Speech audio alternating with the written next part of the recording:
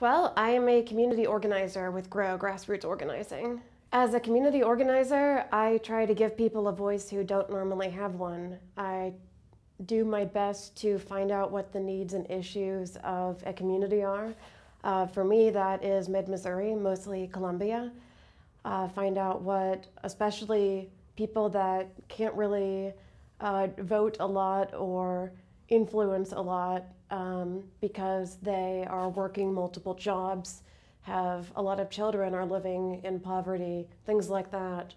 I go out and talk to these people and find out what issues they're concerned about, what's making life difficult for them, and try to get our city, state, national leaders to pay attention to that.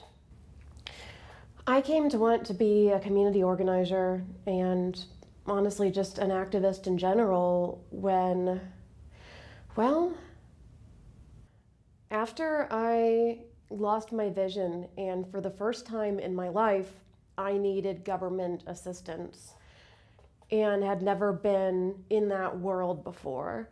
In 2006, I got a disability and I needed to figure out how I was going to do stuff again, basically how I was going to use a computer again, how I was going to read again and everything. And during that time, I couldn't work jobs, the same jobs that I could before, and I needed to be able to make a living and pay my bills. So I go to the Family Services office and I go to the Social Security office and all these places that I'd never been before.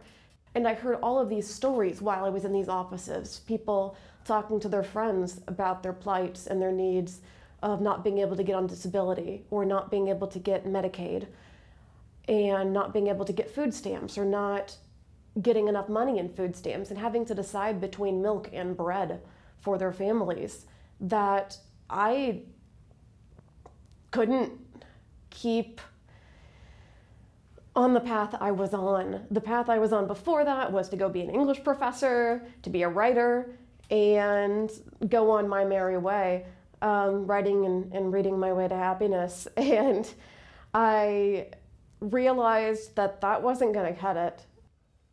I needed to try to make change happen. I needed to try to, I have a voice, a pretty loud voice, and I couldn't just let this stuff keep happening. I couldn't keep letting people that need health care that aren't getting it and are dying or having their loved ones die or are living in pain and can't work and also can't get on disability because of how our leaders and legislators think the state should work and think healthcare should work and things like that. I couldn't just sit around and not do anything.